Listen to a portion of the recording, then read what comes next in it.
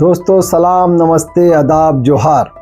झारखंड में विधानसभा चुनाव की तैयारियां शुरू हो चुकी हैं। सभी पार्टियां अपने अपने स्तर से कार्यक्रम कर रही हैं, लेकिन इन दिनों जो झारखंड में एक नाम सबसे ज़्यादा तेज़ी से उभर कर आया है, जी हाँ दोस्तों, हम बात कह रहे हैं टाइगर जयराम महतो की।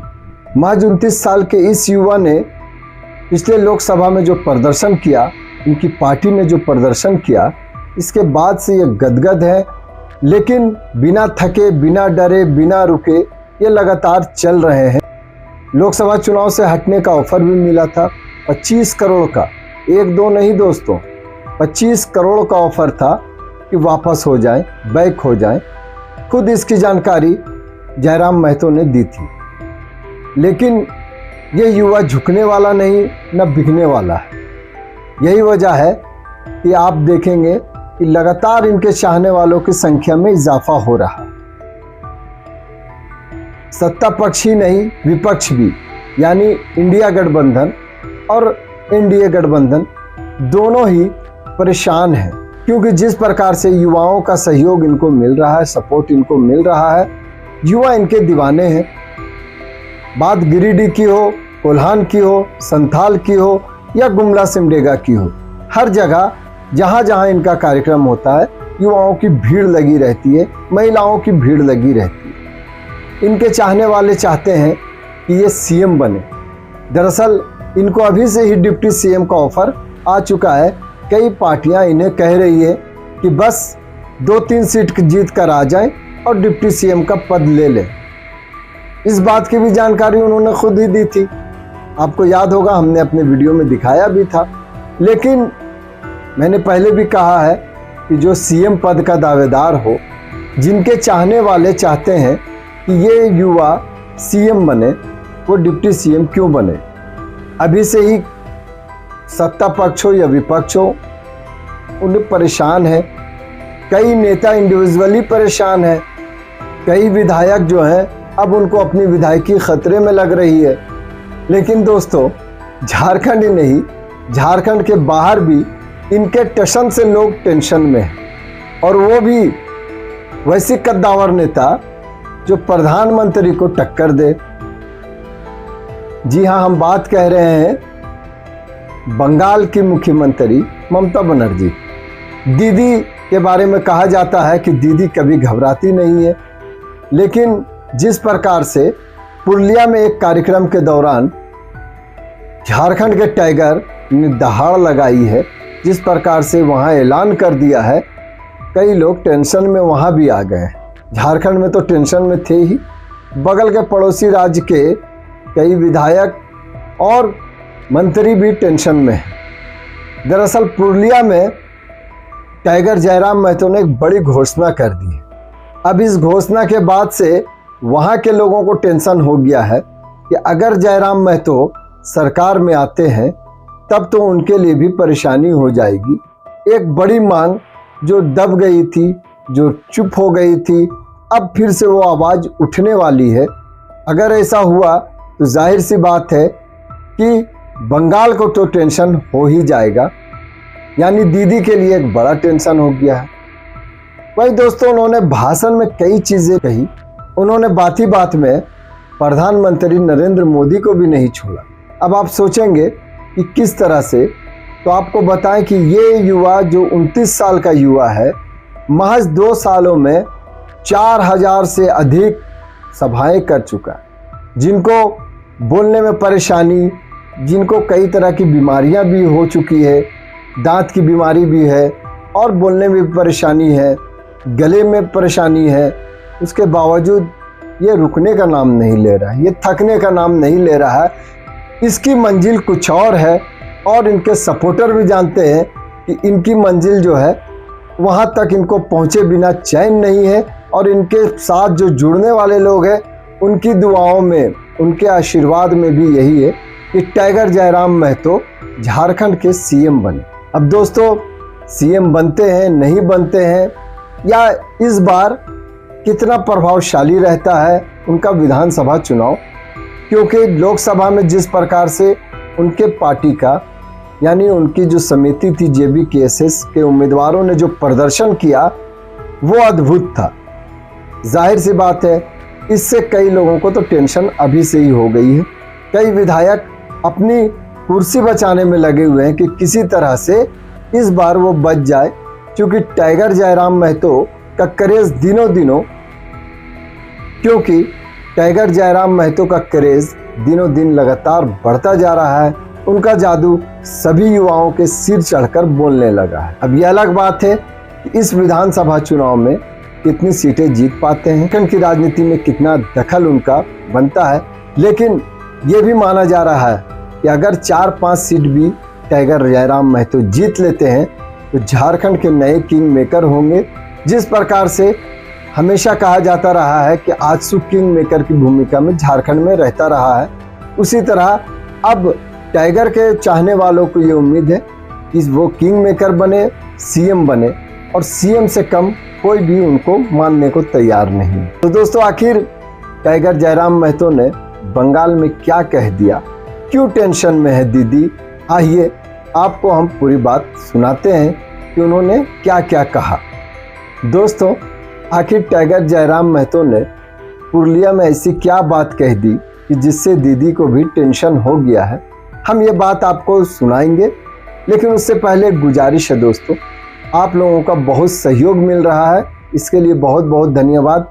इसी तरह हमारे वीडियो को लाइक करें, शेयर करें, कमेंट्स करें, और जिन्होंने अभी तक चैनल को सब्सक्राइब नहीं किया है तो उनसे गुजारिश है, अनुरोध है कि वो हमारे चैनल को सब्सक्राइब कर लें। अब दोस्तों, अब आप देखें कि टाइगर जयराम महतो पुरुलिया की धरती पर किस प्रकार दहाड़ रहे हैं और उन्होंने क्या कह दिया कि जिससे सभी टेंशन में है। कि जीत पक्की है, कुछ करना है तो डटकर चल। जीत पक्की है, कुछ करना है तो डटकर चल, जमाने से जरा हटकर चल। लीक पर तो सभी चलते हैं, कभी इतिहास बदल कर चल। बिना काम के मुकाम कैसा, बिना मेहनत के दाम कैसा। बिना काम के मुकाम कैसा, बिना मेहनत के दाम कैसा, और जब तक ना मिले मंजिल राहों में राही आराम।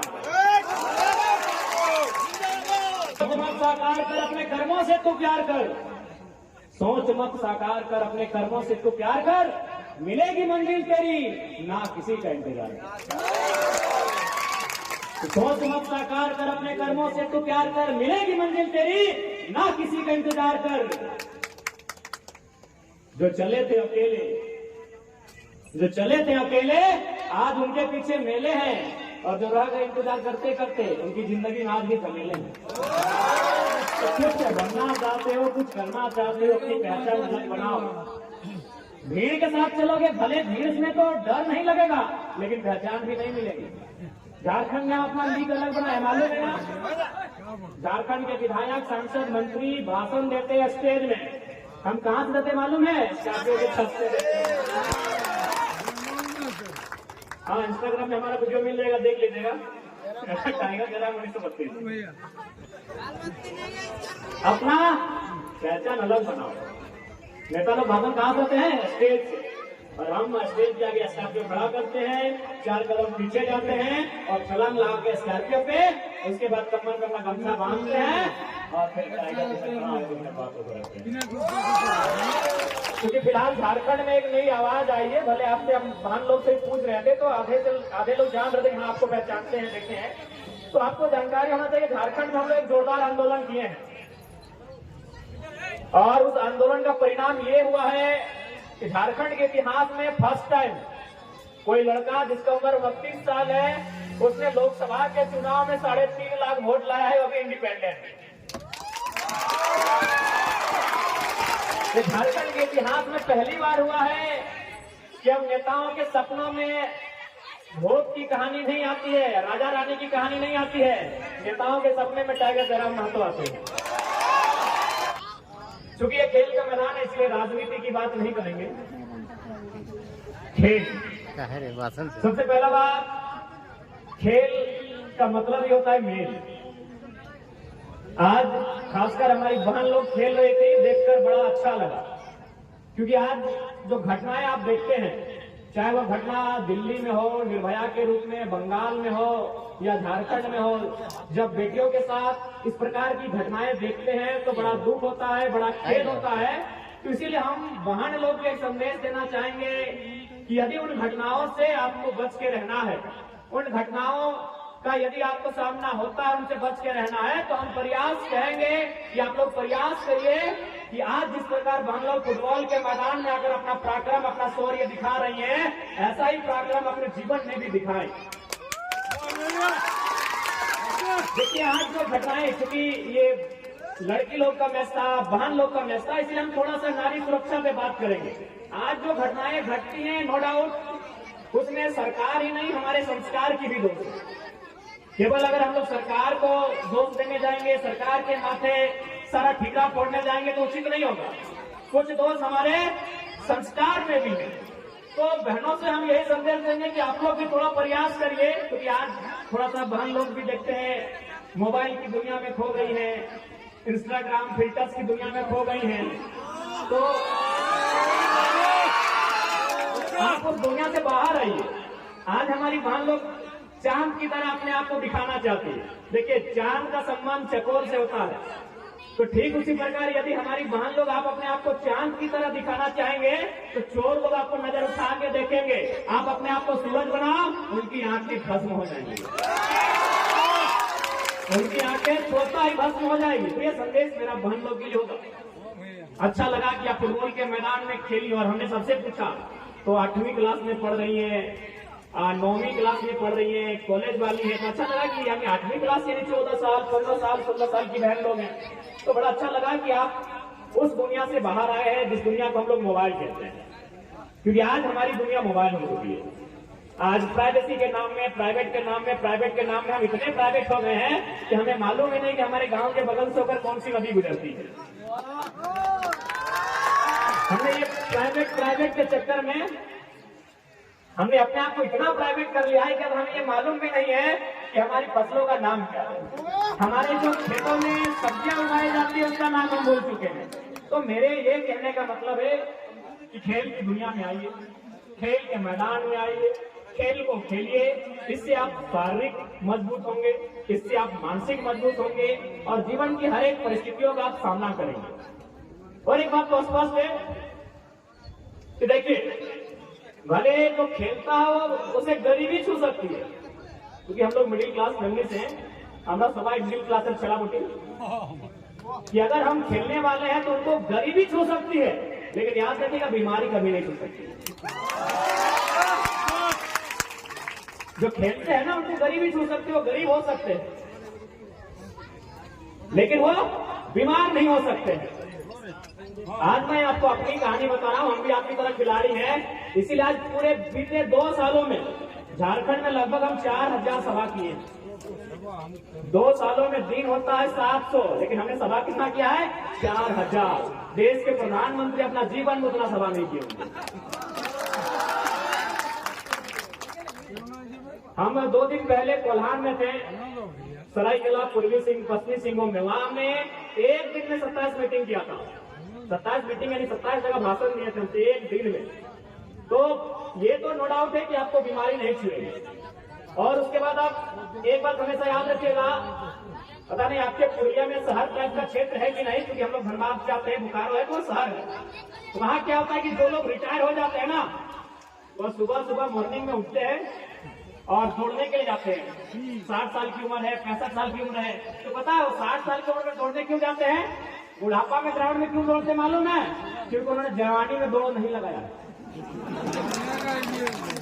अगर वो जवानी में दौड़ लगाते हैं तो नाती खिलाने की उम्र में वो बुढ़ा लोग खेलने नहीं जाते। नाती खिलाने की उम्र है, देखिए सब रिटायर्ड हो गया, कोई ऑफिसर है, IAS ऑफिसर है, IPS ऑफिसर है, GM है, और उसको क्या कर रहा है? डॉक्टर बोला है कि जिंदा रहना है तो दौड़ना होगा, चाहे तो जवानी में नहीं दौड़ा है। तो ठीक उसी प्रकार अगर आप चाहते हैं कि बुढ़ापा में अपने बच्चों को खिलाएं, बच्चा नहीं, बच्चा भी आपका बड़ा हो जाएगा, नाती ना क्या तुम नाती बोले ना, नाती नहीं बोले ना, हाँ, तो आप चाहते हैं कि बुढ़ापा में नाती नातनी को खिलाया जाए तो जवानी में फुटबॉल जोर लगा के खेलिए।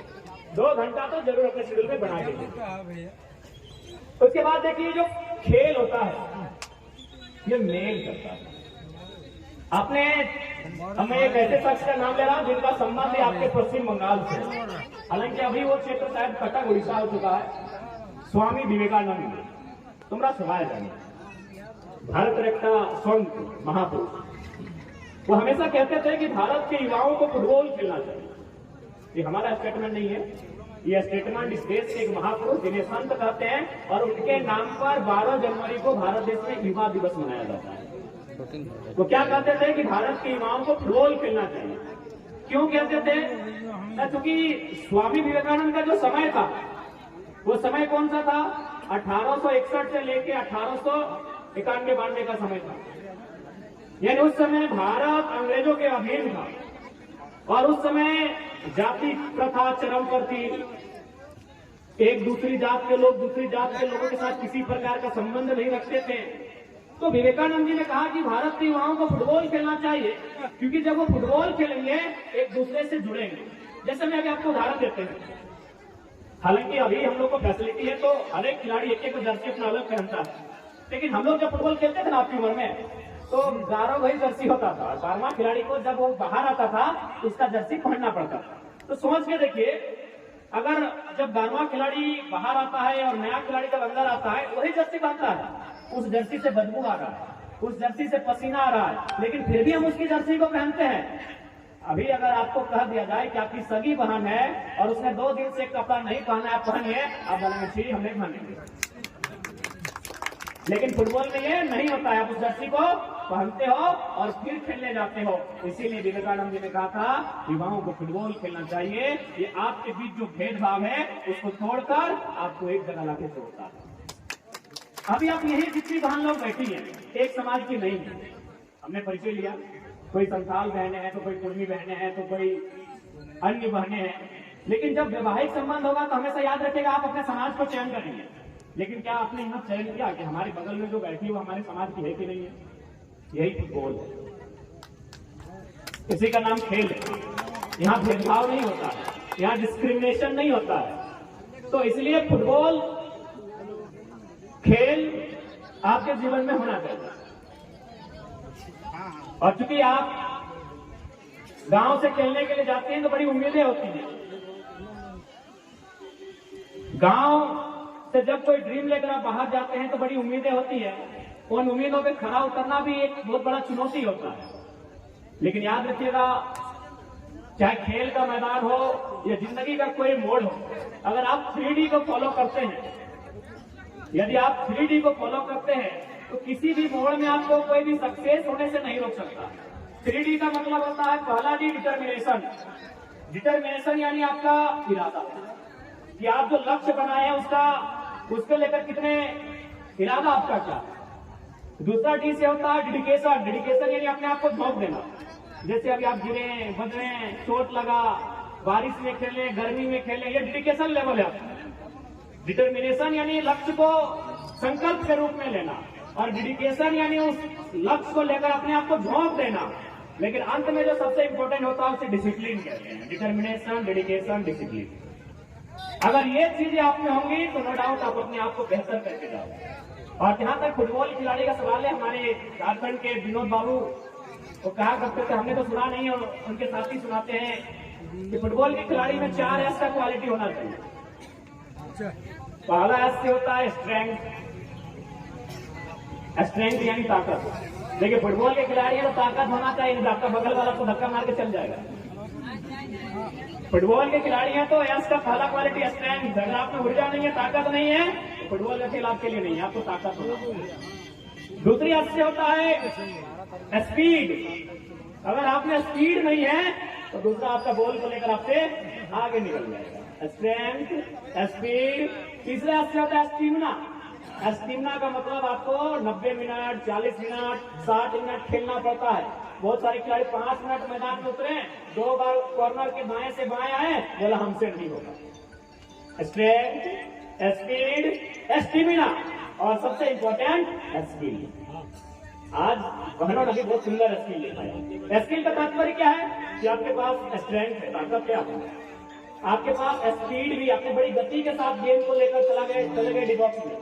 आपकी स्टेमिना भी, आपकी दौड़ भी अच्छी है, लेकिन अगर स्किल नहीं है और अंतिम समय जहां आपको स्कोर करना चाहिए तो आप डिबॉक्स के बाहर या गोली के हाथ में दे बैठे तो फिर वो तीन जो एस की क्वालिटी वो काम नहीं आएगी, इसीलिए strength, speed, stamina and skill. अगर ये चार एस की क्वालिटी है तो आप फुटबॉल के बेहतर खिलाड़ी हो। तो सब में है ना? 8वीं क्लास 9 वाला सब किधर है? 9 हमारे सर बचपन में हम लोग आगे बताते थे कि 8 यानी 5, यानी अगर आप 8 क्लास में आ गए तो आपका एनर्जी लेवल 5 के लेवल का होना चाहिए। और अब 9 में तो हर चीज को फाइन करना मतलब आपकी राइटिंग फाइन हो, आपका रीडिंग फाइन हो, आपका तमाम जो चीजें वो फाइन होनी चाहिए। तो साथ ही साथ देखिए, खेल के साथ साथ एजुकेशन में भी आपको अव्वल होना है, क्योंकि आज जिस दौर से हम लोग गुजर रहे हैं हमें विकल्प लेके चलना पड़ता है। हम और आप मिडिल क्लास फैमिली से हैं, इस बात को भी हमें देखना पड़ता है। हमारी माता पिता बड़ी उम्मीदों के साथ हमें हमारी व्यवस्थाओं का जुगाड़ करते हैं, इन चीजों को हमें समझना पड़ता है। इसलिए आप खेलें, दम लगाकर खेलें, साथ ही साथ अपने आप को एजुकेशन के क्षेत्र में भी कभी कम नहीं करें। और ज्यादा समय ना लेंगे क्योंकि पुरस्कार वितरण भी होना है। जहां तक खेल का प्रश्न है, खेल बहुत सीख लेके हमें जाता है। अगर आप फुटबॉल की बात करें तो मैं आपको फुटबॉल का एक किस्सा सुना रहा हूं। आज के डेट के तो बच्चे नेमार को जानते हैं। देखिए, हम लोग भी नेमार बापे की जर्सी पहनी है।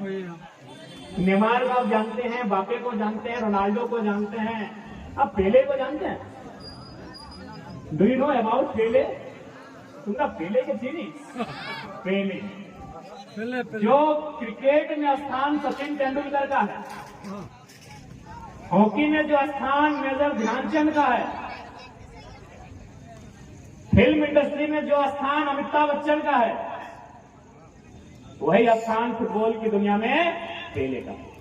बोले ये जो 4 जिला है, पुरुलिया, बांकुड़ा, झारखंड, मेदिनीपुर, इस चारों जिला के हम आवाज उठाएंगे, ये झारखंड का पार्ट है। क्योंकि ये सच्चाई है ना गुरु जी, सबसे ज्यादा जो शहादत हुआ है ये मानभूम में हुआ है, पुरुलिया में। सबसे ज्यादा जो शहादत हुआ है अलग झारखंड के टाइम हुआ, इसी पुरुलिया में हुआ है, मान बाजार में हुआ है, बड़ा बाजार में हुआ है सबसे ज्यादा। लेकिन उसको कुछ नहीं मिला। जहां सबसे ज्यादा संघर्ष हुआ है उसे आज कुछ नहीं मिला है। इसलिए आप जब भी हम लोग सदन तक जाएंगे, उस सदन में इस बात को रखेंगे कि बंगाल के इस हिस्से को ग्रेटर झारखंड में मिला है। सबसे ज्यादा जो शहादत हुआ है अलग झारखंड के टाइम हुआ, इसी पुरुलिया में हुआ है, मान बाजार में हुआ है, बड़ा बाजार में हुआ है सबसे ज्यादा। लेकिन उसको कुछ नहीं मिला। जहां सबसे ज्यादा संघर्ष हुआ है उसे आज कुछ नहीं मिला है। इसलिए आप जब भी हम लोग सदन तक जाएंगे, उस सदन में इस बात को रखेंगे कि बंगाल के इस हिस्से को ग्रेटर झारखंड में मिला है। तो इसलिए अगर आप लोग तैयार हैं, जो कि पूरा सवाई रेडी था के, तो एक बार फिर से 24 सालों के बाद जो आवाज दब गई थी, जिस आवाज को शांत किया गया था, वो आवाज फिर से उठेगी। उस आवाज का नाम रहेगा द ग्रेटर झारखंड। आज की युवा पीढ़ी समझ रही है ग्रेटर झारखंड का मतलब क्या है। आज के आजो जे चला छाना बोटे तुम्हारा बुझते पारी कि ग्रेटर झारखंड माने की सोनी तो अभी बुझे पा रहा कि ग्रेटर झारखंड किना है काय? ग्रेटर झारखंड मतलब जब आज से कई सालों पहले हमनी के बाप दादा झारखंड राज्य के अलग लड़ाई लड़ा होते, और में पश्चिम बंगाल के कुछ हिस्सा, उड़ीसा के कुछ हिस्सा का आंदोलन पुरुलिया के धरती में, मानभूम के मान बाजार के धरती में, लेकिन वो इसका झारखंड ना बना। तो कहीं ना कहीं आज भी उस पीड़ा के हमने देखे पाओ है। तो इस बात का आप लोग समर्थन करते हैं कि भविष्य में बृहद झारखंड की बात को एक ऊंचे पटल पर उठाया जाए। ऐसा तो नहीं कि आप लोग को दीदी से प्रेम हो गया है, नहीं, क्योंकि अभी आपकी सरकार दीदी है, ममता दीदी है, लेकिन आप याद रखिए आपका इतिहास झारखंड से रहा है। तो अगर आपको लगे कि एक बार वो आवाज उठनी चाहिए, तो नो डाउट एक बार फिर से वो आवाज उठेगी। उस आवाज का नाम रहेगा बृहद झारखंड, जो हमारे पूर्वजों की आवाज है।